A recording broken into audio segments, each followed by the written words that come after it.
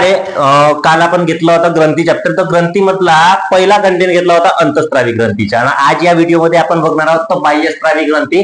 कालच आपण व्हिडिओमध्ये सांगितला का अंतःस्रावी ग्रंथी आणि बाह्यस्रावी ग्रंथीतला फरक. तर अंतःस्रावी ग्रंथी ओळखायच्या कसं आहे आणि बाह्यस्रावी ग्रंथी ओळखायच्या कसं आहे त्या संबंधी पहा. तर कालच्या व्हिडिओतच सांगितलं आहे का अंतःस्रावी ग्रंथी म्हणजे अशा ग्रंथी ज्या आपला स्त्राव डायरेक्टली रक्तात सोडतात, आणि बाह्यस्रावी ग्रंथी म्हणजे अशा ग्रंथी ज्यांच्या स्त्राव रक्तात डायरेक्टली न जाता शरीरातल्या विविध भागात पोहोचतो.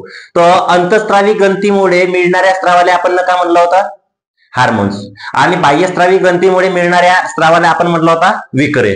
तर कालच्या व्हिडिओमध्ये आपण हार्मोन्स बद्दल संपूर्ण डिटेल पद्धतीने माहिती बघितला होता. कालचा व्हिडिओ आपला अंतःस्रावी ग्रंथीवरचा होता, आणि आजच्या व्हिडिओमध्ये विकर्या संबंधित आपण माहिती बघणार आहोत ना. आजचा हा व्हिडिओ आपला बाह्यस्रावी ग्रंथी संबंधित असेल. तर बघा, काल आपण अंतःस्रावी ग्रंथी बघितला, या व्हिडिओत आपण बाह्यस्रावी ग्रंथी बघितला. तर बाह्यस्रावी ग्रंथी म्हणजे पहिला कंटेंट आपण घेऊ यकृत. तर बाह्यस्रावी ग्रंथीचे 4 भागात विभाजन केलं आहे. पहिला यकृत, दुसरी ग्रंथी आहे जठर, आणि तिसरी ग्रंथी लाळ ग्रंथी, आणि चौथी ग्रंथी आहे स्वादुपिंड. तर या व्हिडिओत आपण बाह्यस्रावी ग्रंथीमध्ये सर्वात आधी बघणार आहोत यकृत. यकृत हा मानवी शरीरातला सर्वात मोठा अवयव, बरोबर आहे. मानवी शरीरातला सर्वात मोठा अवयव, सर्वात मोठी ग्रंथी. आता यकृत हा सर्वात आधी लक्षात ठेवा का फक्त पृष्ठवंशीय प्राण्यामध्ये आढळते. तर पृष्ठवंशीय प्राणी म्हणजे कोणते रे, तर ज्यांना मधातून सरळ 2 भागात विभाजन करता येते, म्हणजे 2 भागात कापता येते, ज्यांना पाठीच्या कणा असणारे पृष्ठवंशीय, साध्या सोप्या भाषेत.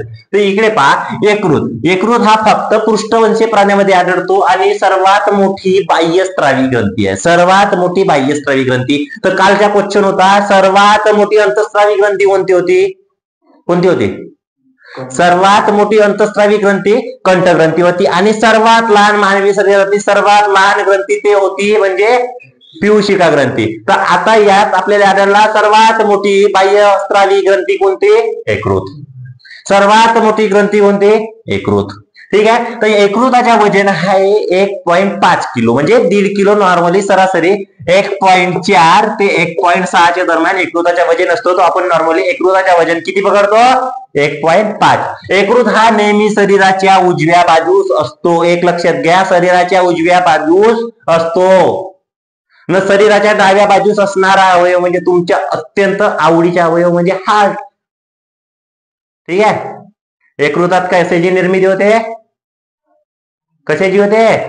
अरे यकृतात कशाची निर्मिती होते, पित्तरसाची होते. मग हार्ट मध्ये कशाची होईल, फिलिंग्स. ते नाही हो, ते यकृत मध्ये पाहून काही फिलिंग नाही, तो भ्रम आहे. ठीक आहे. इकडे पहा, यकृतामध्ये निर्मिती होते पित्तरसाची. ठीक आहे. पित्तरसाच्या पीएच येते 7.7. मानवी रक्ताच्या पीएच किती आहे म्हणलं होतं आपण, 7.4. फरक आहे. ठीक आहे. तर इकडे पहा, त्यानंतर यकृतामध्ये युरिया, हिस्टॅरिन, पित्तरस, प्रोथ्रोम्बिन, फायब्रोनिजन. आता प्रोथ्रोम्बिन आणि फायब्रोनिजन हा कशाचा प्रकार आहे, कशाचा आहे, प्रथिनेचा आहे. ठीक आहे. आपण जेव्हा प्रथिने बघितला तेव्हा प्रथिनेचे 5 भागात विभाजन केला होता. प्रोथ्रोम्बिन, फायब्रोनिजन, हिपॅरिन असे या प्रकारचे आपले होते. तर प्रोथ्रोम्बिन आणि फायब्रोनिजन हे कशाचे काम करतात, मानवी शरीरात रक्त गोठवण्यासाठी वापरले जाणारे प्रथिने म्हणजे प्रोथ्रोम्बिन आणि फायब्रोनिजन आहेत. तर याच्यात आता समोर बघा, जास्तीची शर्करा हे यकृतामध्ये जे जास्तीची शर्करा मानवी शरीरात तयार होते, तर ते आपण ग्लायकोजनच्या स्वरूपात साठवली जाते. आता जे यकृतात शर्करा तयार होते ते ग्लायकोजनच्या स्वरूपात साठवली जाते. एका वेळात 50 मिलीलिटर पित्त, एका वेळात 50 मिलीलिटर एवढे पित्त यकृतामध्ये साठवले जाते. आता पित्त कुठं तयार होईल, पित्तरसात. ठीक आहे. मग यकृतात का तयार होते, पित्तरस. पित्तरसाचा भाग झाला ना पित्त.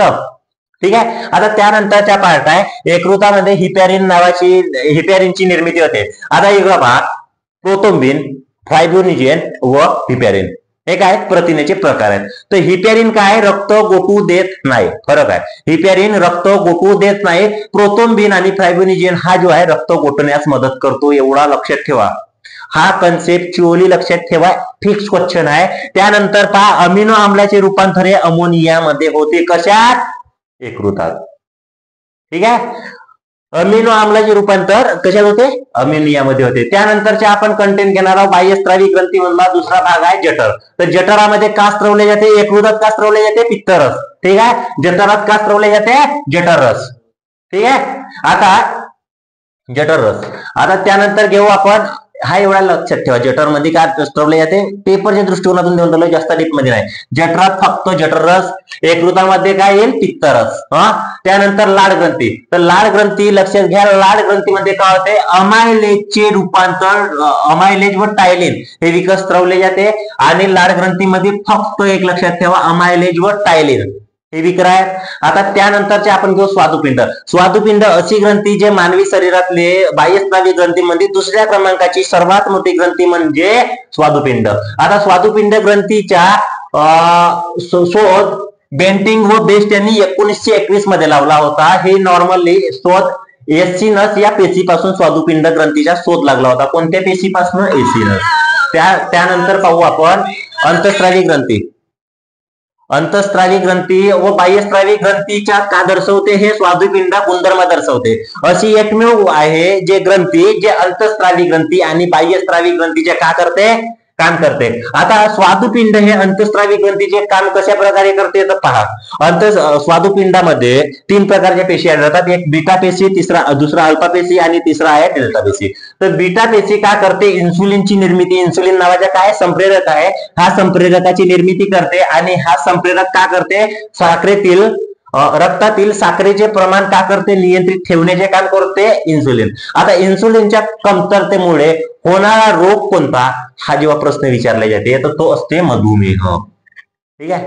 इन्सुलिनच्या कमतरतेमुळे होणारा रोग आहे मधुमेह. अल्फा पेशी आहेत दुसऱ्या क्रमांकाच्या. अल्फा पेशी ग्लुकॅगॉनची निर्मिती, ग्लुकॅगॉन नावाचे संप्रेरक स्त्रवतात आणि हा साखरेचे प्रमाण शरीरात वाढवण्याचे काम करते. त्यानंतरच्या डेल्टा पेशी. डेल्टा पेशी हा सोमॅटोट्रॉपिन नावाचा संप्रेरक स्त्रवते. हा कशाच्या करते? पेशीची वाढ नियंत्रित करण्याचे काम करते. तुम्हाला सर्वात सोप्या भाषेनं सांगत आहो, लक्ष द्या. आता त्यानंतरच्या आहे बाह्यस्रावी पेशी, बाह्यस्रावी ग्रंथी. बाह्यस्रावी ग्रंथीसारखा काम करणारे अवयव आहे. त्याच्यातले स्वादुपिंड मधले भाग तो येते. 3 प्रकारचे विकर स्त्रवले जातात. पहा, बाह्यस्रावी ग्रंथी का स्त्रवते रे? विकर स्त्रवते. ठीक आहे. आता त्याच्यातला काय? ट्रिप्सिन.